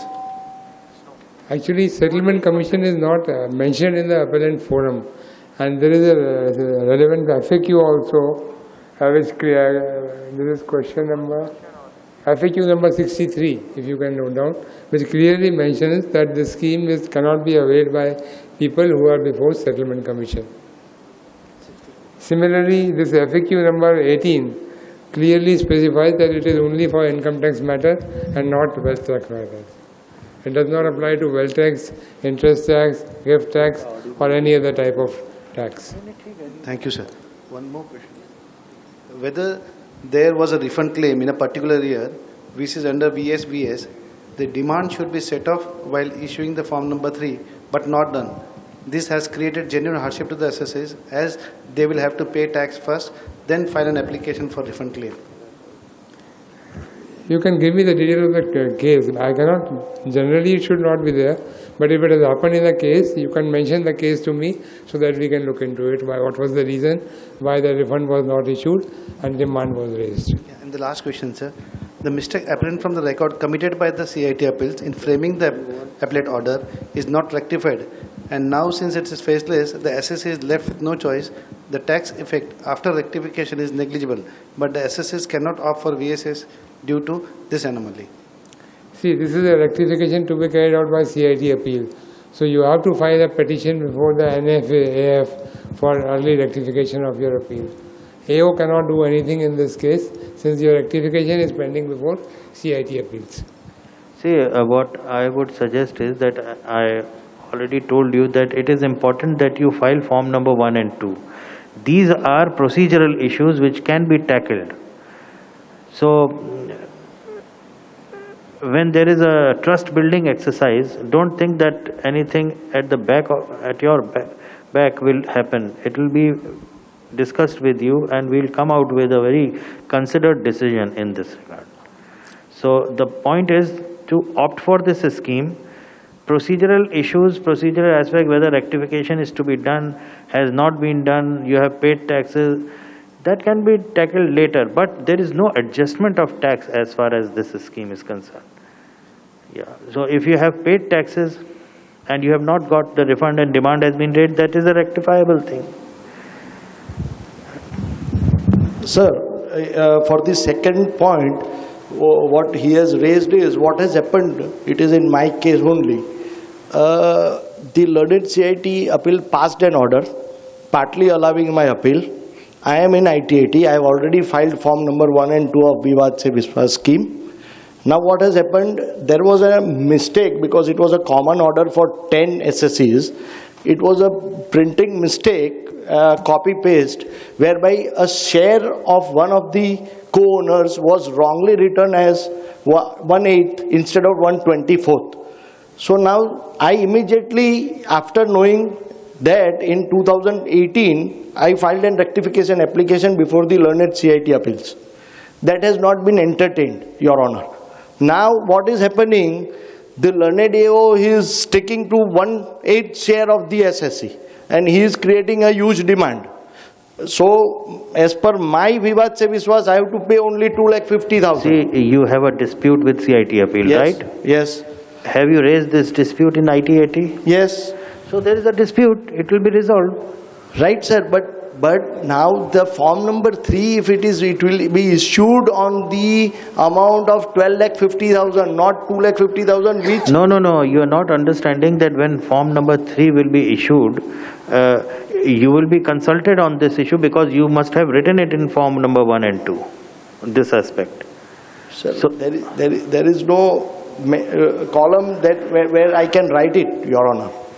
There is no column where I can write it that this is a disputed error where rectification is pending. When you say that it was not entertained by CIT appeal, yes, right, that means it was rejected. Not rejected, sir. I have filed my application, but it has not been entertained in the sense no order has been passed. तो वही तो मैं कह रहा हूँ कि you have filed it, he has not acted upon it. Yes. That dispute is pending with CIT appeal. Yes. Now the CIT appeal has to take the decision. Right. You raise this issue. We'll try to. But sir, help you. I went to the CIT appeals in Surat only, but वो तो अब NFAC हो गया तो then we are there to help you. Yes. You raise this issue. I have already raised with the learned AO as well as with the additional commissioner. नहीं वो अच्छा. The mic, please. Respected sir, please.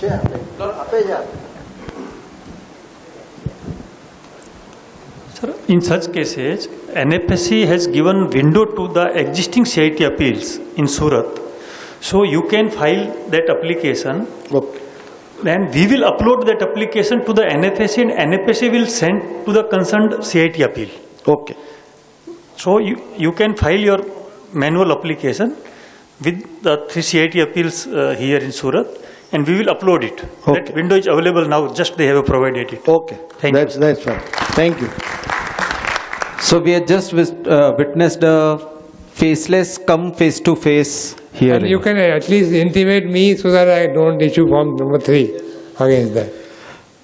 Thank you very much, sir. Now we have the Vice President from the Southern Gujarat Income Tax Bar Association, Kulin Bhai. Kulin Bhai, if you can please raise your query to sir. Mic, please. Somebody from chamber, please.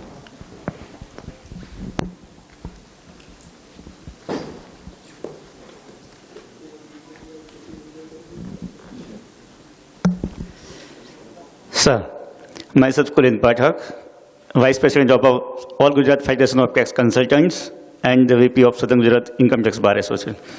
Sir, I want some clarifications and there is some hesitations in my mind, sir. Suppose, and in case, if all the procedure aspect is completed and we got the certificate from the PCIT, Principal CIT, sir.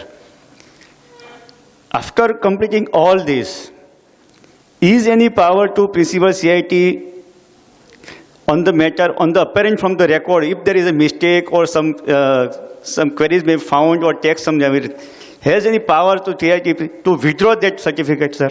Please clarify on this, sir. It becomes final once you have paid the taxes and you have been issued form number 5, no? So that is final. Suppose, sir, in case in future, suppose some queries or audit queries are there, and if audit queries mention you that this is the queries or something is wrong, then I don't think there will be any issue on this in this regard. That was confusion also, Yes. sir. No. There won't be any issue on this regard. Okay, thank you, sir. If it is not, then it is okay, sir. Thank you. Thank you very much, Kulin Bhai. The floor is all open. If any queries there can be raised, some queries are there. These were the only queries that were received by me. Actually, what you are asking is a very hypothetical question. And there is a fear. Don't have any fear because the dispute is basically between SSC and the department. Department does something and then there is a grievance to the SSC, there is a dispute. So this is a dispute resolution. So where does audit come into being? Audit comes when nothing is, something which was supposed to be taxed has not been taxed. So this is, that particular dispute is resolved. So Kulin Bhai, it is Vivad se Vishwas, not Vishwas to Vivad, so don't worry about that. Yeah, CIT Nish, if you can please raise a query. Yes, Your Honor. In one of my case, I have filed form number 1 and 2, and the form 3 is also been issued. The tax payable is okay, everything is fine. Just one mistake was committed by me while filling the form, wherein the column in which penalty is levied, whether penalty is levied to these quantum appeal, there through oversight it was written no. In fact, it is there. The penalty is there. I have not written the number, I have not written the date of filing the penalty appeal, but in form number 3 there is no such mention, and it does not appear in form 3 whether that appeal is pending or not, whatever it is.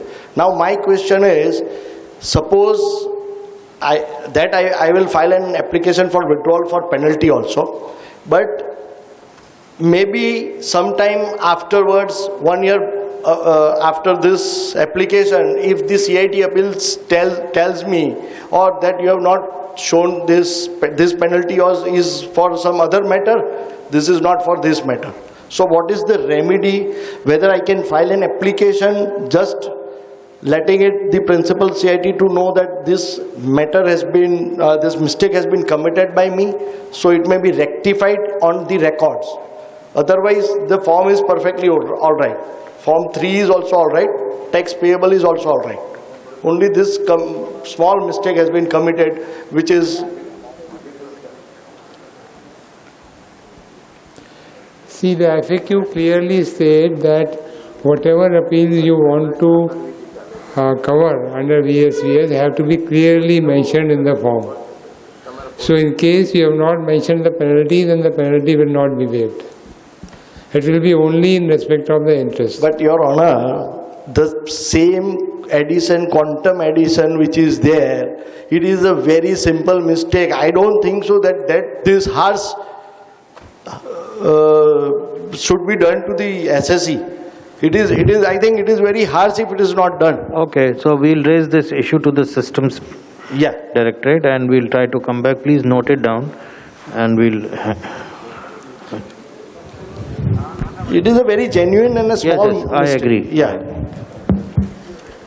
Any other queries that can be on the floor? Yeah. Kulin Bhai has one query.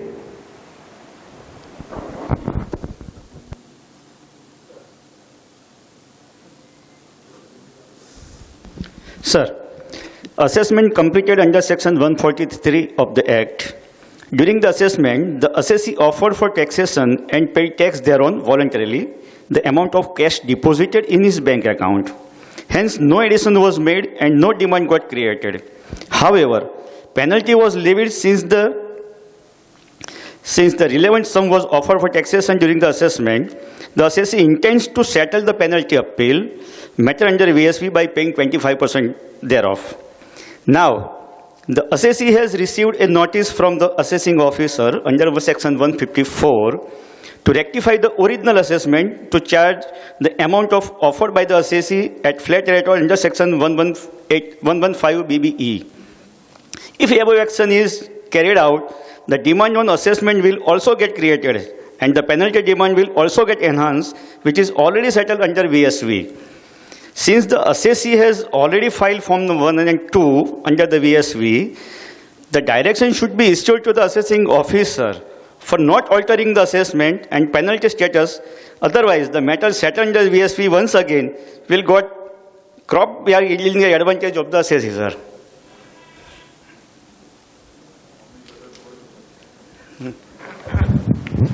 Actually, this should be examined at the stage of issuance of Form number 3. While examining this issue, the Commissioner will definitely see whether it has been done in accordance with the Act or not.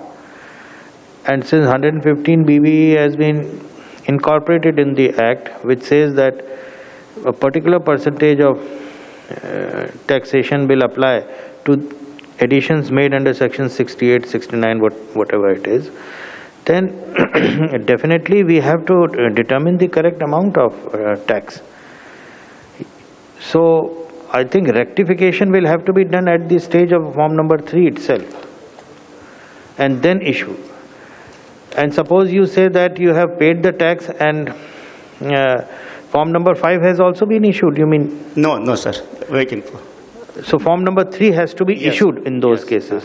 So rectification will have to be done. Otherwise, the same problem will come that audit will point out, and then again you, so the entire thing will go waste. Sir, it is also come into the notice that after filing Form 1 and 2 and waiting for Form number 3, in between assessing officer has issued a notice to enhance the income. Sir, is it also possible, sir? How An assessing officer has power when the 1 and 2 assessing is officer cannot enhance the income like that. Only rectification or 263 or has to be done. But then 263 will be done by the NESE. So I am not understanding how can an AO give you a notice of enhancement. Enhancement in the demand notice, enhancement of demand. Rate of taxes. Computation of demand. Yeah, exactly. हाँ वो तो खैर वो तो mistake apparent from record है. The correct section has to be applied. So I am sorry I can't help you in that. But it is already 1 and 2 is filed already, sir. Your chamber has given me the request. I will forward it to them. Thank you very much, sir. The queries are done with. Thank you, sir, Garg Sahab, for a very long session on your end. Now I request our respected Vice President, Southern Gujarat Chamber of Commerce and Industry, Ashish Bhai Gujarati ji, to please give a formal vote of thanks, and they will all then go up for high tea. Thank you. Before departing, I would just like to mention that your queries are clear. You should be more willing to come forward with more Form 1 and 2. I would like to add that in case you have any more queries also, we can have a webinar. Okay? So, whatever queries you have, please raise it. Send it to Mr. Shyam Kumar. We'll delve upon it, and then we can have a webinar and answer your queries if you like that. Thank you. Thank you, Pragnesh Bhai. Respected Amit Jain sir, we the citizens of Surat, which is the city of diamonds and textiles, and the Surat whose annual household income stands at more than 10 lakhs. It is twice as much as the national per capita income and almost equal to China per capita income, sir. And you rightly mentioned the Surat is the most livable and lovable city. We are very much thankful to you for coming to Surat in this COVID period. We are also thankful to Shyam Kumar ji for his warm words and kind words. We are thankful to Mr. Ankur Garg ji for informative PPT. We are thankful to Gulati ji and all the officers. We are also thankful to the Tax Bar Association for coordinating this program. And khas abar credai na office bearer no. Also, we are thankful to all the delegates, and we are thankful to media, press media, for giving the good coverage about this program. And last but not the least, हमारा पोताना प्रज्ञेश भाई and Madam Minu Hula for coordinating this very good MOC. Thank you. Thank you very much, sir. Happy Uttarayan, happy Makar Sankranti to all of you.